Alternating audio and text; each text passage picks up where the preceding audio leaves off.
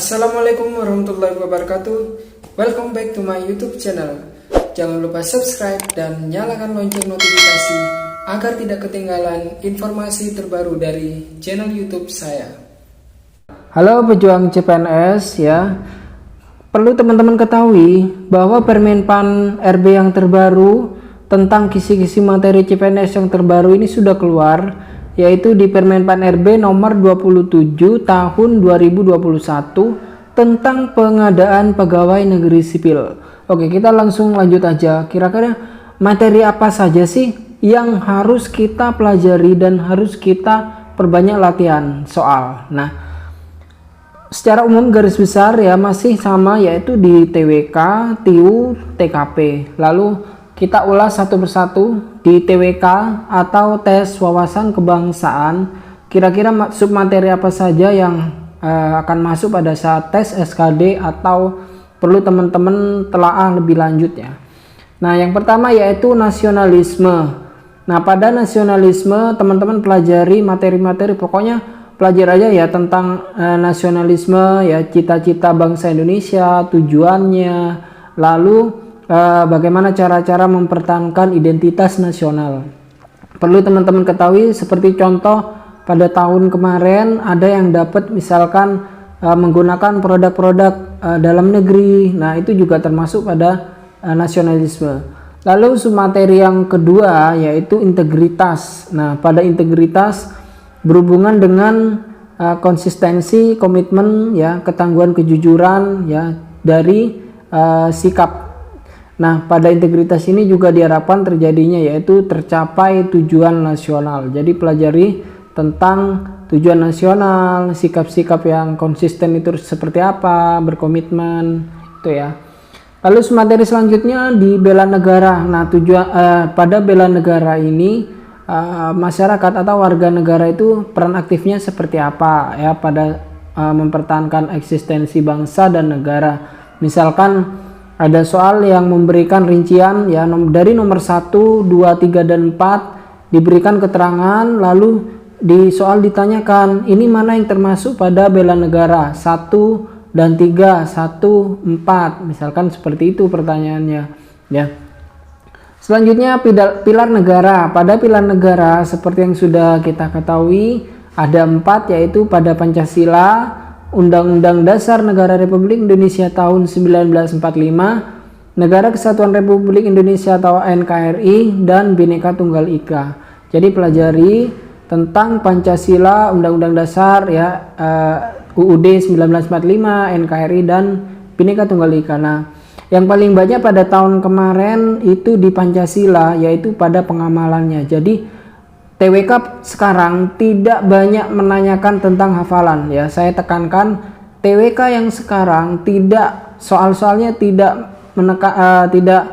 terlalu banyak menanyakan misalkan tahun sekian kerajaan ini berdiri, tahun berapa merdeka ya.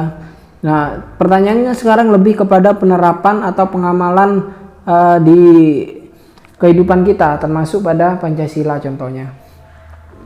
Oke, pada materi TWK yang berubah adalah bahasa Indonesia. Di TWK yang sekarang bahasa Indonesia sudah tidak ada pada kisi-kisi.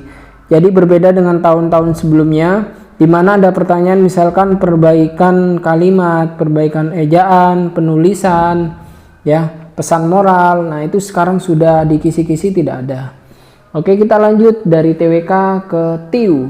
Nah, di TIU atau tes intelijensia umum saya perhatikan masih sama, tidak ada perubahan yang signifikan dibandingkan dengan CPNS pada saat 2018-2019, di mana yang pertama adalah submateri tentang kemampuan verbal ya. Kemampuan verbal yang pertama untuk rinciannya adalah di analogi ya. Nah, pada analogi misalkan contoh ada pertanyaan ya, laut luas, lalu hutan lebat. Nah, jadi seperti itu pada analogi. Nah, untuk pada silogisme ini ada pertanyaan misalkan jika Andi libur maka pergi ke taman. Jadi seputar seperti itu untuk silogisme. Lalu untuk analitis, pada analitis ada pertanyaan misalkan dia melakukan penentuan lokasi duduk atau tempat duduk ya. Misalkan Andi tidak mau duduk di sebelah Bobby. Bobby duduk berhadapan dengan Cindy. Siapa yang duduk berhadapan dengan Andi? Misalkan pertanyaannya seperti itu. Lalu di kemampuan numerik, pada kemampuan numerik yaitu berhitung, misalkan ada pertanyaan ya setengah ditambah 0,5 ditambah 3%. Nah, jadi pada numerik untuk berhitung ini hanya penghitungan sederhana ya, tidak terlalu rumit. Hanya saja kadangkala kita tidak bisa menyerap maksud dari soal, jadi seolah-olah susah. Nah, lalu deret angka, pada deret angka, nah ini ya yang saya alami di tahun kemarin, deret angka itu sampai bahkan 6 digit. Dan jadi teman-teman latihan jangan hanya pada deret angka seperti 2, 4, 6, 8 ya, ini terlalu sederhana. Jadi belajarlah deret-deret angka yang bahkan sampai puluhan ribu. Itu yang saya alami kemarin pada saat tes CPNS, sampai 4 digit ya. Lalu di perbandingan kuantitatif, misalkan ada soal menanyakan tentang usia atau umur ya, perbandingan umur ayah dan ibu, selisihnya dengan anak berapa. Nah, seperti itu. Oke. Lalu soal cerita ya, kadangkala pertanyaan ada seperti bis A dan bis B. Bis A berangkat duluan, bis B berangkat belakangan dengan kecepatan sekian, kira-kira berapa lama bis B untuk menyusul. Nah, misalkan ada pertanyaan seperti itu.